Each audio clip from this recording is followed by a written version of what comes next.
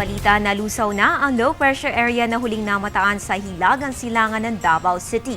Dahil dito inaasahan na ang unti-unting paganda na panahon, lalo na dito sa may Eastern Visayas at Mindanao na sa mga susunod na oras ay makaranas ng light to moderate rains at thunderstorms ng wind convergence. Ang nalalabing bahagi ng Mindanao, although may fair weather, maging handa pa rin po tayo sa possible thunderstorms pagsapit ng hapon o gabi. Medyo maulap na panahon at maaaring maging makulimlim ang lagay ng kalangitan sa Metro Manila at nalalabing bahagi ng Luzon at Visayas sa mga susunod na oras. So kung uulan man, mahihina lamang po ang mararanasan. Samantala, narito naman ang ating nakalap na impormasyon tungkol sa total accumulated rainfall amounts sa mga talaga namang inulan ng binantayang weather disturbance.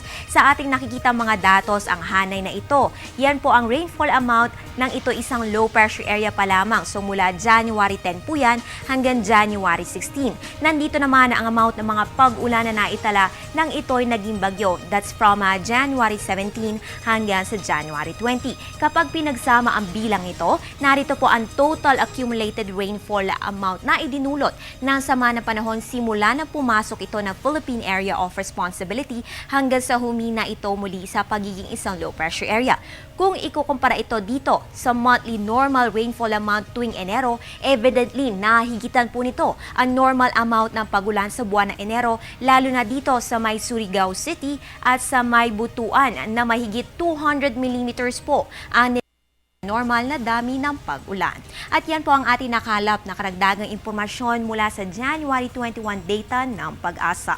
Inaabisuhan ang mga maglalayag pa sa mga susunod na oras na magiging handa sa maalon hanggang sa napakaalong kondisyon ng karagatan. Makaranas po ng strong to gale force winds ang mabuong seaboards na Luzon at Eastern Visayas. Dito po yan sa baybayin ng Samar at Leyte. Dulot po yan ng malakas na northeast monsoon tulad ng ating nakikita dito sa ating Earth wind map.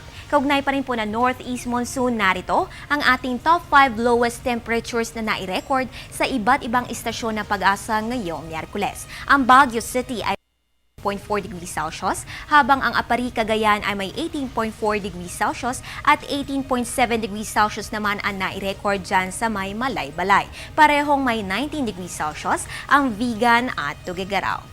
Para naman po bukas, Huwebes, January 23. Sisikat po ang araw 6:25 ng umaga at lulubog naman 5:51 ng hapon. Maging una sa ulat panahon, please follow us on Twitter, like us on Facebook at bisitahin ang aming website. Antabayan na rin ang aking susunod na update mamayang alas 8 ng gabi. At yan ang latest mula dito sa Pag-asa DOST. Ako po ang inyong Weather Girl April Enerio para sa Telebisyon ng Bayan.